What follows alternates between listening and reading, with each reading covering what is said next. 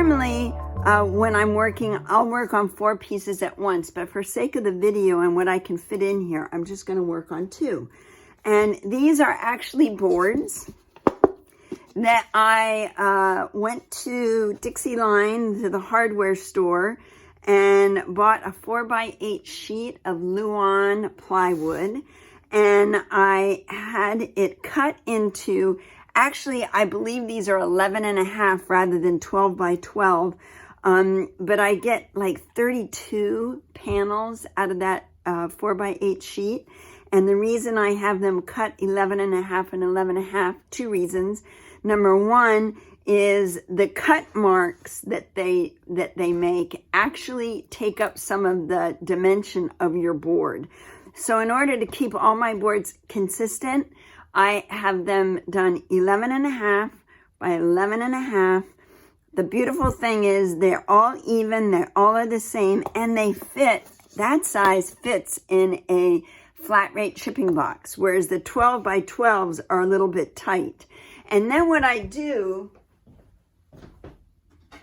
with those 11.5 and 11.5 boards, here's one here, is I make either a little box to go on the back, and when they hang like float off the wall, which I really, really like. And this is so inexpensive to do. Or you can just have a block of wood added on with a D-ring, and that works really great for hanging a piece of art, and very affordable. So with that, let me get started on what I'm doing. Now these boards have already been primed in some way. This one was primed with gesso that I added some color into. This board was done with a Venetian plaster. So you can see some of the little variations in it. I love working with the Venetian plaster. But what I'm going to do, how I'm going to get these guys started is I'm going to neutralize them. Because this series that I'm working on, let me pull one out again. All of them have a neutral basis. So that's kind of what I'm going for. So to get that started, you can use a matte medium, you can use a gloss medium, you can use whatever you like to use to glue your papers down. I have gotten in the habit, and I'm almost empty with this can, of using a polyacrylic. And I love this polyacrylic. It's really nice and it's the consistency is perfect for what I want, for laying down papers. It may not be great for laying down anything that is thick. It's not strong enough to do that. If I'm laying down thicker things, I'll use a gel medium, something that's better for that, for holding it down. But for now, this is what I'm going to use. So let me grab one of my brushes. And my ratty brushes turn into my lay papers down brushes. And this polyacrylic, you want to make sure you stir it pretty well before you get started. And don't shake it because that leaves air bubbles. So what I'm going to do, and I also like that it's a big can I can just dip into and get things going. So I'm laying some medium out here. And then I'm just going to take some papers. I have a whole bunch of papers here. I have some, I love this old dictionary page, and I really love it. I was using it yesterday to transfer some of the print off of it onto something else, and it's really, really nice to work with. Now, what you need to do when you're laying papers down. Bowl scraper. I love my bowl scraper. It's silicone. It has a beveled edge that's squishy. And it's really great for helping you lay your papers down, because that is so important. Now, I don't have medium for that all the way across, so I'm just going to rip that and put a little bit coating on top of the paper. Now, as you're working along, you want to make sure to pay attention while you're over here working on this paper that you're about ready to lay down. go back and pay attention to this one and make sure that it is not lifting up or buckling. One of my favorite things to use, of course, is a dressmaker pattern. And let me just put that on here. That's going to be kind of fun because the pink's going to show through. And these lay down, this tissue lays down beautifully. Now, as you might see, I am not really too concerned with the placement of these. That I might not want so much pink coming through. So maybe I'll lay down another piece. I'm not too concerned with where I'm putting these because I'm looking more just for a layer of neutral. And that is what I want because I'm going to have so many layers that go over this. Now, another little thing I love to do, I love to lay a bath towel, terry towel on my work table. Because for me, as I'm going along, I don't have to get a bunch of rags dirty. I can clean my brush off, wipe my brush off on the terry towel. And what I do is when I go to thrift stores, very often I will go into the bedding department and I will buy terry towels just specifically for that. Now, this is a pretty hard piece of paper. So what I do with that is just let it soak in water for a minute to soften it up. Let's see what else I have here. I want something a little opaque. Oh, here, this is pretty nice. This is a for those of you who sew this or who do quilting, this is a fat, oh, what do they call it? A fat something. And they're cut specifically for quilters. Oh my gosh, I forgot what it's called. But these are really great to lay down. Look how nice that's going to be. What else do I have? Oh, this is really fun. If you've never worked with this plaster cloth, it's what they use to make casts and molds with. So it's a piece of cloth that already has plaster. You take it and dip it in the water. And you can lay it right on. Let me get it spread out right. You can lay it right on your piece. And I'm even going to put a little bit of this on. And it'll really add a nice texture. You can smooth out your edges. I like to kind of work the edges in a little bit. But even though that's not neutral, when I start to paint over it, that's going to leave a great texture. I have something else here I like for texture. What is it? Oh, it is drywall tape. And you can get this at any hardware store, Home Depot. It's what they use the tape they use when they put wallboard together. And they put this tape and then put a layer of plaster. This is what holds it together. Also a really great, does this tear? It doesn't tear, you have to cut it. And I do like to cut it because I don't always like the really perfect line of it. So I'm going to lay a piece of that down. Now, I have no idea where this is going. I don't know what I'm going to add on here or what my subject matter is going to be at this point. Sometimes I do and sometimes I plan that out. But, you know, I'll turn it and turn it and turn it when I get all these papers on and kind of decide where I'm going from there. I also like to add little things like here we got a playing card. Now, I may end up completely covering that playing card up. But for now, it's going to add a nice texture. As are little Rolodex cards. These add a really great texture. Because at this point, I like to add things that are going to make some interesting marks as I'm working along. So I think that is pretty good. Maybe I need to have this little fish in here somehow.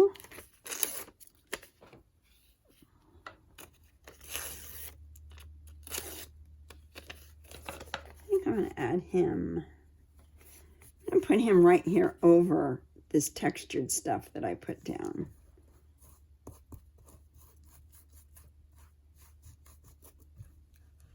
Got a little bubble happening. So again, keep your eye open for things like that because they're going to happen and they'll pop up when you least expect it. So there's one board. And that went pretty fast. Let me move that out of the way. I'll get another one done really quick here. All the while, keeping my eye on this one to make sure it doesn't do anything I don't want it to do.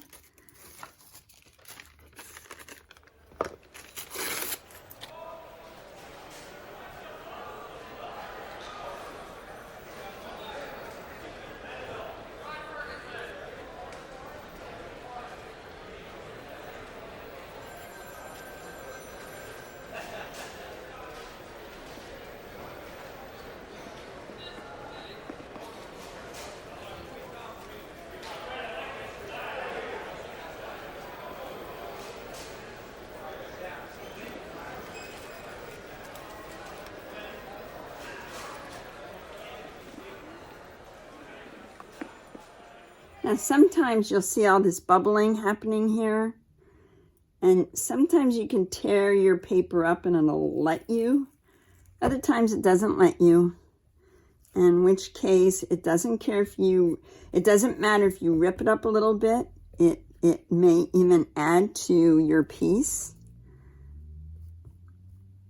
Some papers tear really easy. This is an old from a old little pamphlet on flowers. So let me see if I can work those bubbles out. And if I can't work all the bubbles out, I'm not going to worry about it. I'm not going to stress about it because I can come back later with sandpaper and hit that with sandpaper. And it'll add another great texture because remember, this is not my finished piece. This is just the start.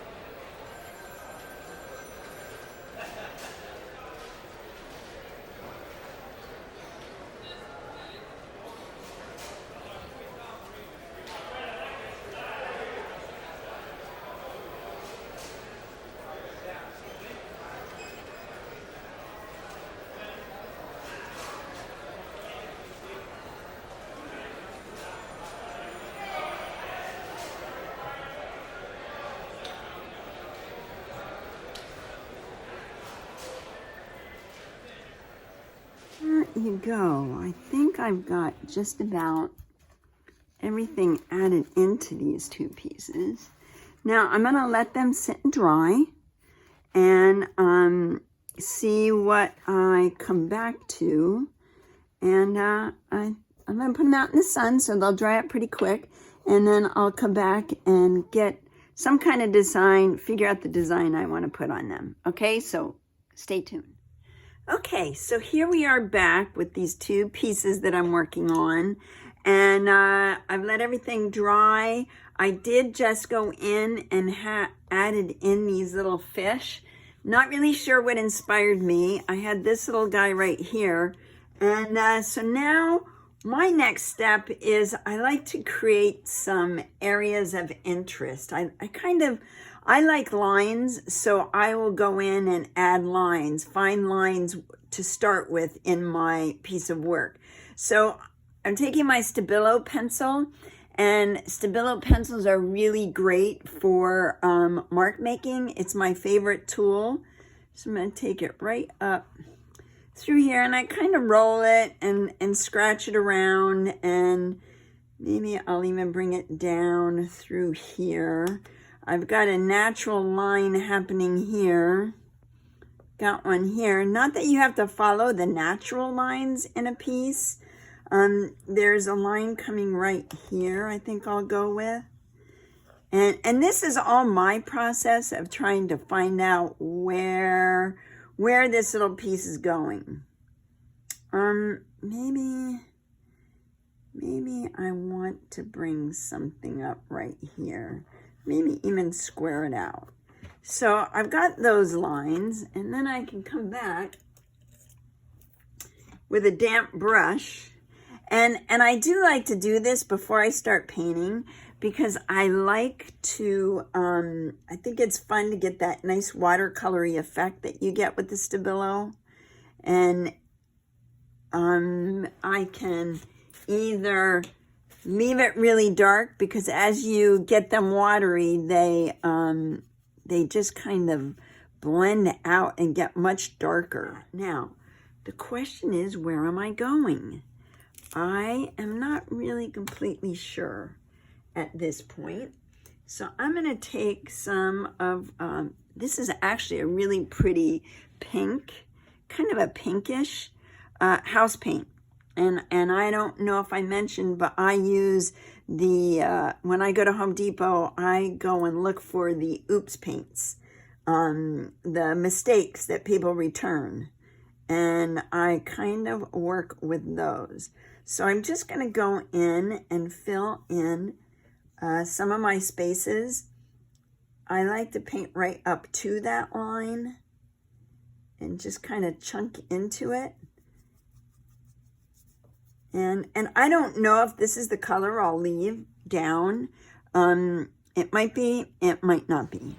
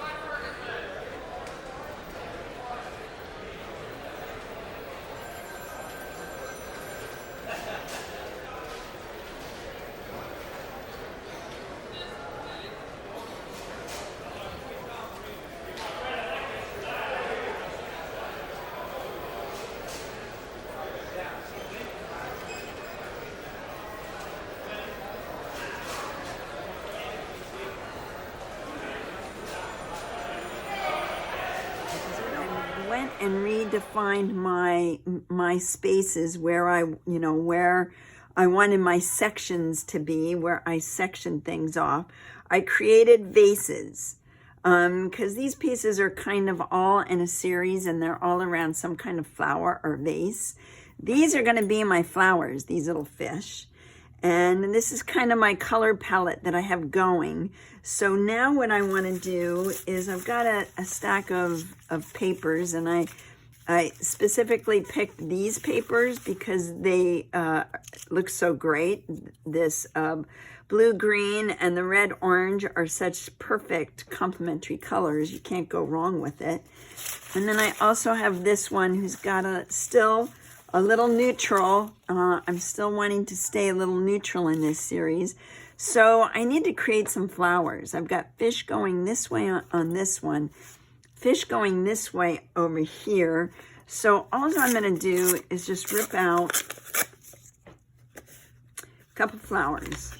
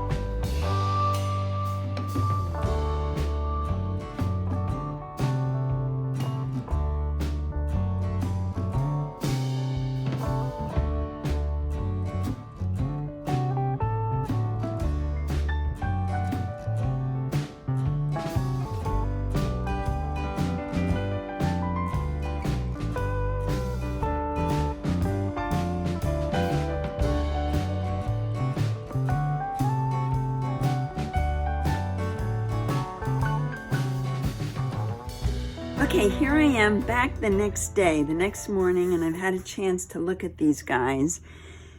And I love this. I love that little, that paper that had hinges on it. I think it was from a dictionary page. But you know what? I think the piece might be better with something else there. So what I'm going to do is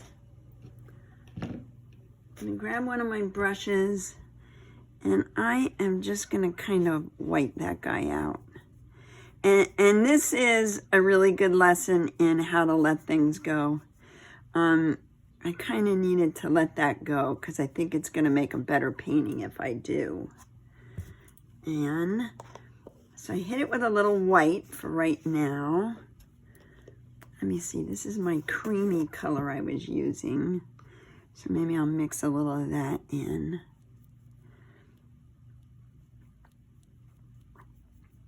And I think that's going to work a lot nicer.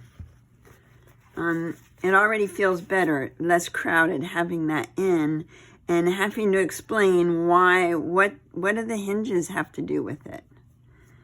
So, I think that's going to work pretty good. Where's my white? It looks like I might have a little combo of white and cream in this. So let me get that. And then while that is setting up for a minute, I'm now going to add, this is the point where I might decide to add something in the background. This one is a little bit busier than this one. So I can get by with something big there.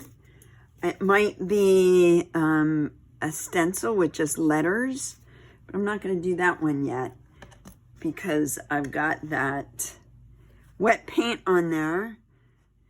Okay, so I think what I'm going to add on to these are a couple of stencils. This one can handle some busyness, so I'm going to do a small letter. This one, not so much. It's got a lot of little things, so I'm going to add a bigger letter. But just to get started, here's what I'm going to do. And I don't want these to be too strong, so I'm going to lay my stencil right over. And I can see where my design is. I don't want it to go over my whole design. So let's see, what do I want to do color-wise? This is the big decision. Because what I think I might do on part of it is rub through on my stencil. And let me see what I have in the way of color that I like. Kind of liking this, let me see, what do I have here? It's a bronze yellow. And I'm just gonna put a little bit of that out. And with the stenciling, it's really important when you're stenciling that you, first of all, use a decent stencil brush. You put only a little bit of paint. And once you've got your paint loaded on, you offload it. Get most of the paint off. That's what happens. That's what causes paint to get, to seep underneath your stencil. And I'm not sure this is the color I want, but I'm going really light.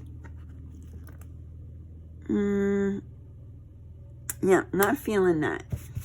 So what I think might work, because I want this to almost be a cream on cream or a color on color. So let me again grab a little bit. I'm going to go with that light green paint I was using before. And again, I'm offloading my stencil. I'm going to go right over that. But I can see where my design is. So I don't want to go over my fish. And I'm kind of being random with this. I'm just looking for something to add a little bit of interest. And here's the thing. If it doesn't work, if I don't like it, I'm just putting it on my background color. so I can paint over it. I can paint it out if I don't like it.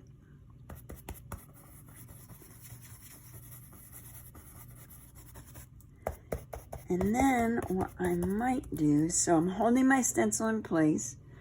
That's kind of fun. I kind of like it. I actually didn't mind a little bit of that yellow mixed in with my green. So let me get a little bit more of that. Offload.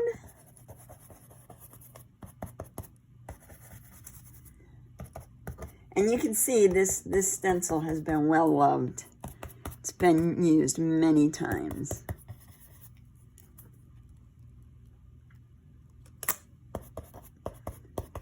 So some of the letters are totally, you know, the little centers are broken out of them. But I think that kind of gets the feeling. I like that. Now, another thing I could do, let me line this back up. I could, and I might do this. I take a paper towel and I use hand sanitizer rather than alcohol. Put a little hand sanitizer on it because I like the hand sanitizer. It's a gel and I can control it. And I can go back in and rub off some of those letters, but still keep the stencil effect. And of course, you never can quite see what the heck you're doing until you pull up the stencil.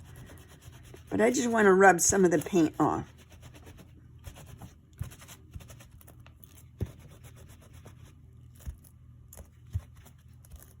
Let's see. And that's kind of a nice effect. I like that.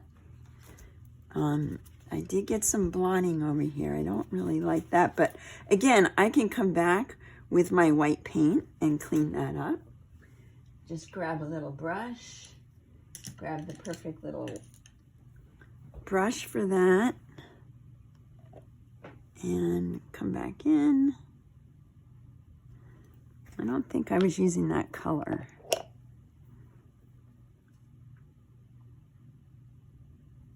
You can clean it up a little bit if that's important. It's not that important.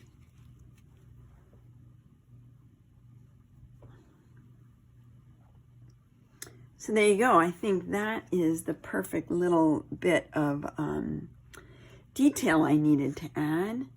And now let's jump over to this other guy. And we're going to do a larger stencil with this one. And the question is, do I need to spell anything out? I don't think I do.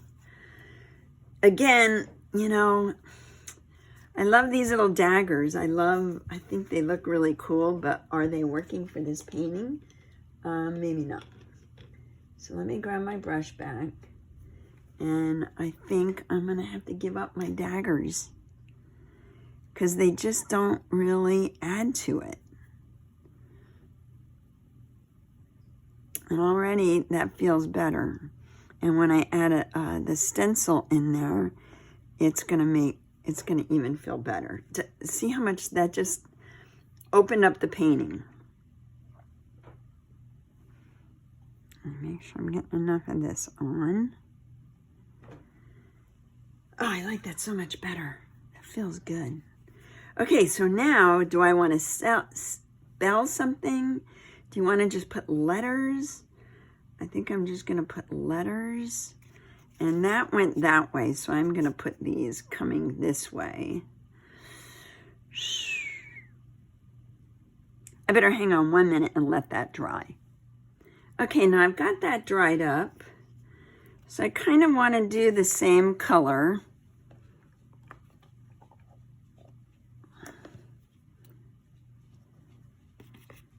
Let me get a little bit of that. Because it blended in quite nicely without adding too much. Okay, so what am I doing?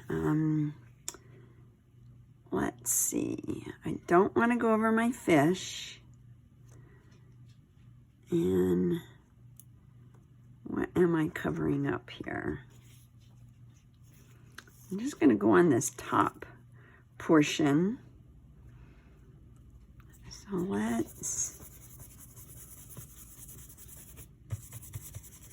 I'm doing it very hit and miss. Don't want to go over my flowers or my fish, but I want it to kind of come into the center.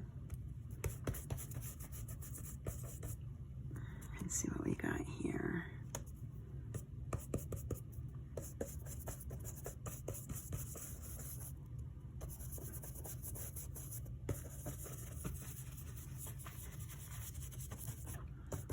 This might look really dumb.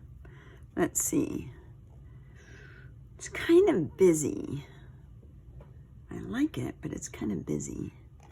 So let's go with the alcohol again. Rub some of that out. Maybe these guys up here I could totally fade out.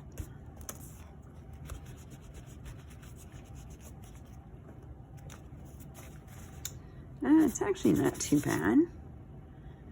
I like it. I don't think I need to bring anything over this way. I think I'm good with it. I'm good with that right now. The more I like it, the more I look at it, the more I like it. So now what I could do, if I wanted to soften it up a little bit, let's take my white paint, and I could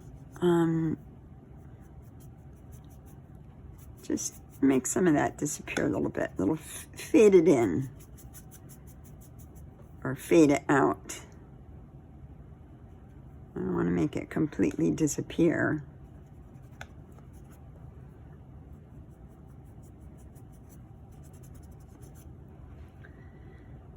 Yeah, I kind of like it. It's fun. Nice little addition. And I'm just rubbing over it now. And then these flowers that I covered up earlier, I don't know if you can pick up on that, but the impression of those still shows up. Oh, I like that much better now that I softened it out. Fun, fun, fun, fun. Okay, now I'm down to the final details. Now what I could do, which I've done on a couple of my pieces, like this one I just finished, I went in with my Stabilo and I kind of outlined things. And I really like that, but I think that this is kind of fun the way it is, without more black. Excuse me, I stepped away for a minute. Without more black added. So maybe I want to come in with my oil pastels. Now this is kind of tricky because once I put the oil pastel down, I'm committed. I can get it off with alcohol, but I could also use my woodies and see how that works.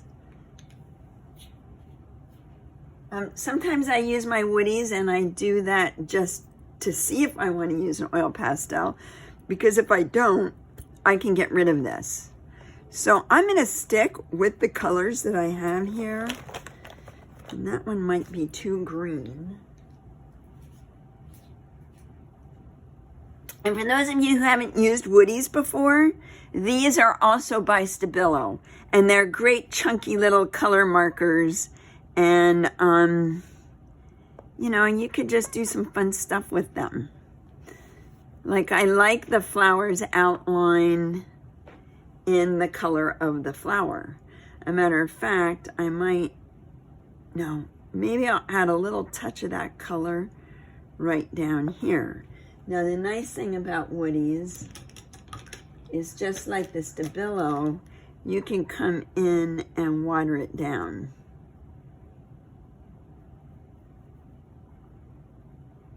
I don't need much of that color down here. I just want a little touch, just to kind of bring your eye down.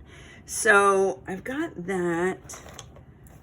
Now, if I decide I don't like it, I can just go back in and wipe that all off. You know, maybe I want a little bit of orange up here.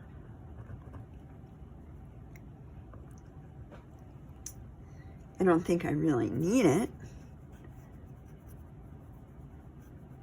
So this is part of my process of doing a painting, is I try things out. If I like it, it stays. If I don't, maybe not so much. I don't like that orange. And now that I'm seeing this, let's see what a Stabilo would look like, because I do like that dark line. And it can be a broken line. It can be a line that then goes in and creates more of a flower.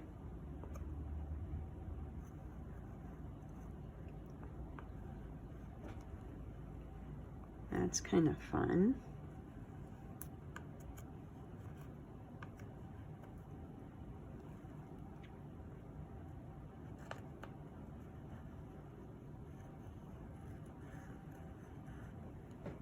All right, I gotta say I do like that better than the woodies. So I know it sounds like I'm floundering here, but I'm really not. This is just the process of going through and figuring out what is it that I want to do with this painting.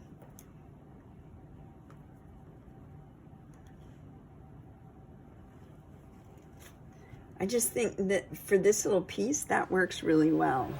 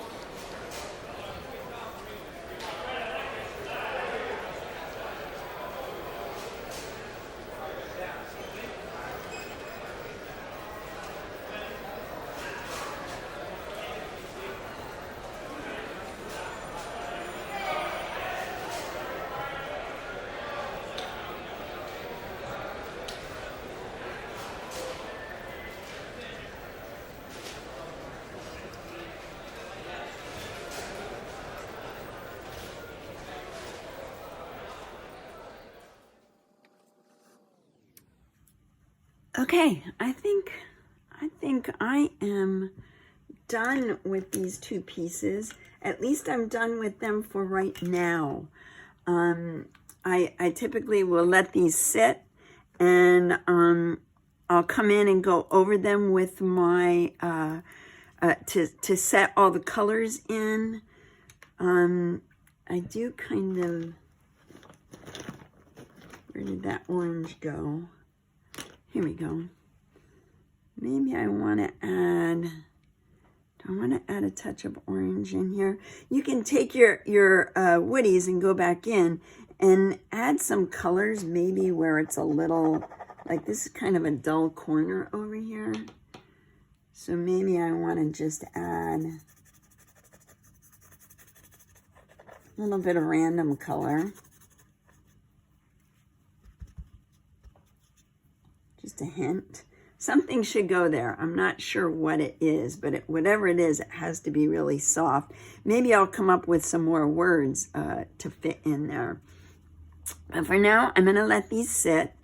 I am going to talk to you for a second about signing your pieces. I always try to find somewhere to work my signature into the piece of art. Like right here would be good, because it doesn't hit you in the face. It becomes part of the artwork. This actually could work really well right down here. And as soon as I do that, I will take my sealer, my polyurethane that I'm using for everything. And now I've got all this Stabilo on here. If I start brushing this on, it's going to run everywhere. But what I do with my black marks, and I've done it with most of the earlier black marks I put on, is I will take my sealer and I will go, make sure you got the right amount, not too much. and I will go right over my signature. Done. Don't go back over it or you're going to make it run.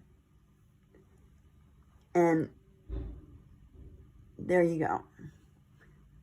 I made a little bit of a mess of it, but that's okay. And I will go back before I finish this off, and I will hit all the lines I just did with my sealer. Just one pull. Don't go back over it because then you'll pull it up. You can do that, or you can put a workable fixative on. Sometimes the workable fixatives don't work for me. I think I'm covered, and I'll start to put on my final coats. And I always use the polyurethane for the final coats. And it will pull it up. So you want to avoid that. And so there you go.